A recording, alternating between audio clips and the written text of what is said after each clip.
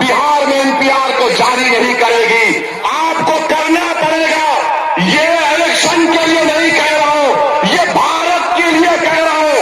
अंबेडकर अगर गांधी से आपको मोहब्बत है, राजेंद्र प्रसाद का नाम नीतीश कुमार लेते हैं तो सुनो नीतीश कुमार, जब भारत का आईन बन रहा था, जब भारत के आईन का तमहीद बनाया जा रहा था, तो उस वक्त एक एचवी कामत साहब थे जिन्होंने कहा था कि जब आईन लिखा जाएगा, आईन की तमहीद लिखी जाएगी तो भगवान और खुदा के नाम से लिखा जाएगा।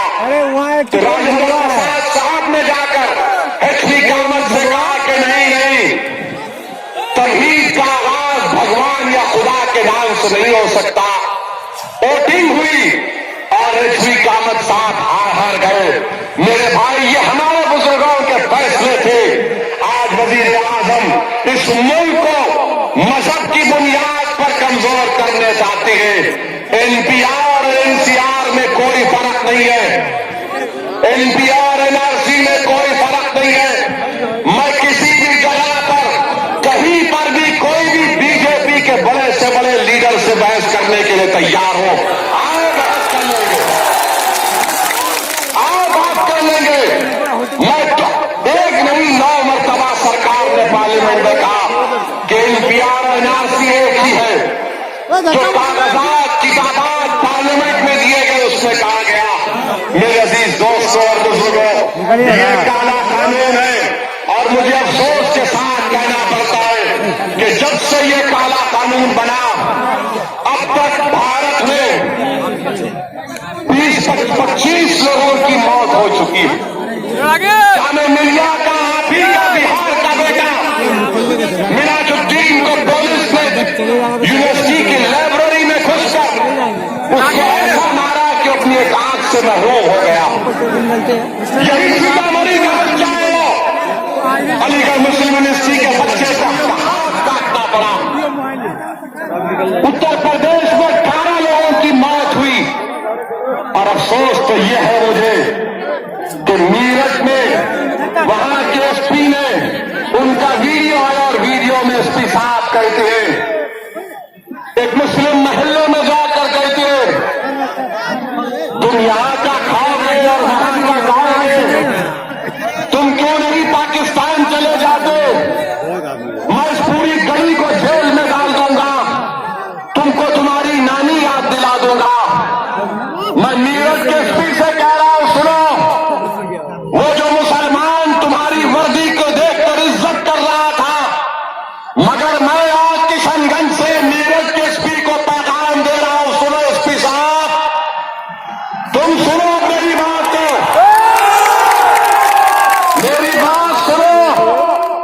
और मीरठ के एसपी का शायद मेरे अल्फाज सुनने के बाद तुम्हारे दिल में जो हिंदुस्तानियत छुपी है जाग जाएगी। सुनो मेरी बात को एसपी साहब, मीरठ वो सरजमीन है जहां पर हिंदू और मुसलमानों ने, जो अंग्रेजों के सिपाही थे, जब उनको पता चला कि बंदूक की कारतूस पर गाय की चर्बी लगती है, सुअर की चर्बी लगती है और कारतूस चलाने से पहले उसको अपने मुंह से तोड़ना पड़ता है, तो अंग्रेज फौज के हिंदू और मुसलमान सिपाहियों ने मीरठ की तारीखी सरजमीन पर ऐलान बगावत बुलंद किया, अंग्रेजों की ईंट से ईंट बजा दी और वो सिपाही हिंदू और मुसलमान मिलकर दिल्ली को जाते हैं।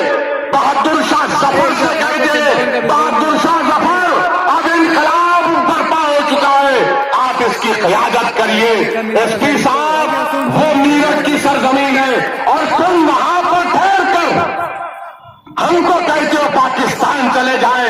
अरे एसपी साहब, अंग्रेजों को गोली हमने मारी थी, हिंदू मुसलमान ने मिलकर मीरठ में मारी। आपकी हिम्मत कैसे हुई कि तुम हमारी वफादारियों पर शक करते हो?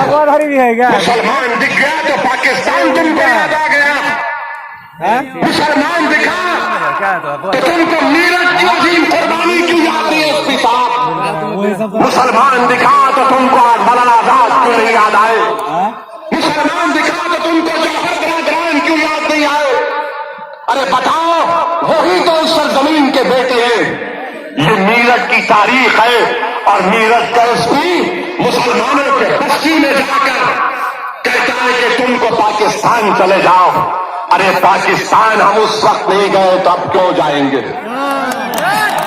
सुनो एसपी साहब, तुम अगर हमको लाइन में खड़ा करके गोलियां मार भी दोगे, तुम्हारी गोलियां खत्म हो जाएंगी, मगर हम इस मुल्क को नहीं छोड़ने वाले इंशाअल्लाह।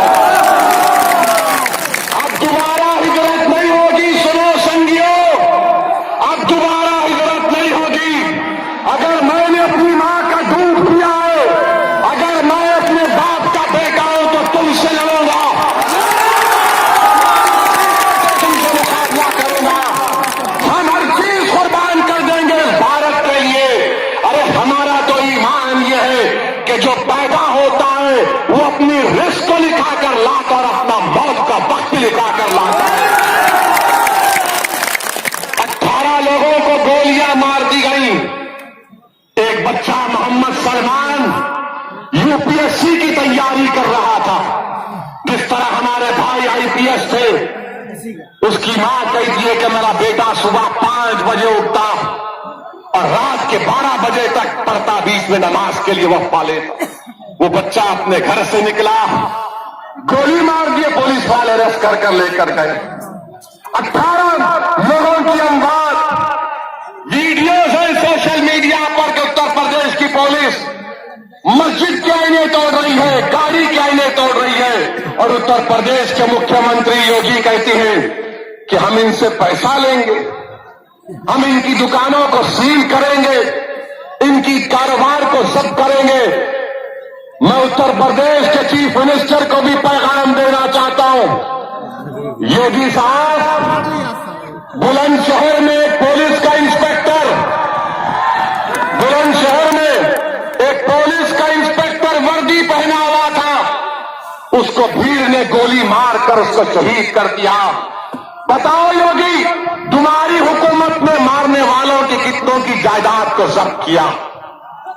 जो पुलिस ऑफिसर वर्दी में था, बताओ योगी कि तुम्हारी रियासत में एक ही दिन में एक भीड़ जमा होकर 12 दलितों का कत्लेआम किया, तुमने कितनों की जायदाद जब्त की? बताओ बताओ तुमने। तुम्हारे पास कुछ नहीं है।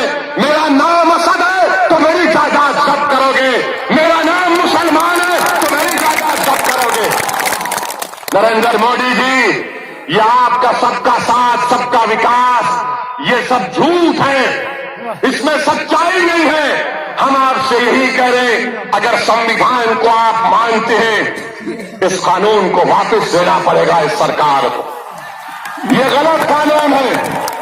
मैं आज के जलसे से भारत के तमाम कॉलेजेस और यूनिवर्सिटीज में पढ़ने वाले तुर्बा और तलबात को सलाम करता हूं कि इन नौजवानों ने इस काले कानून के खिलाफ लड़ाई का आगाज किया।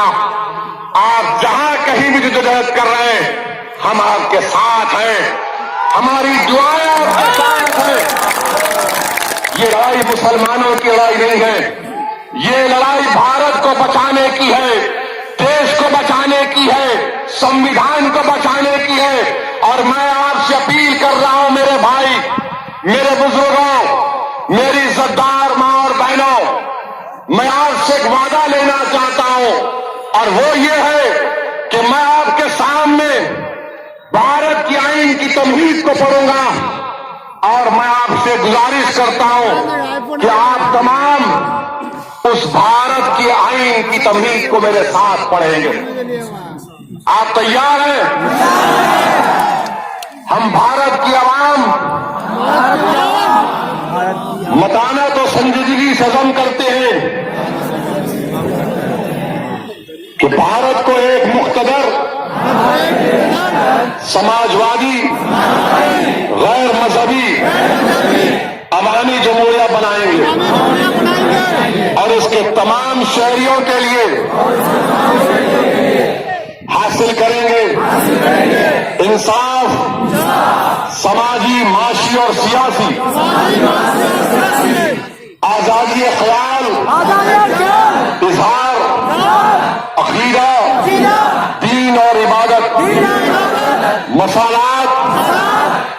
एतबार हैसियत और मौके और इन सब में इखवत को तरक्की दें, जिससे फर्द की अजमत और कौम के इत्तेहाद और सालिमियत का तरक्कुन हो। और हिंदुस्तान के वजीर आजम के लिए और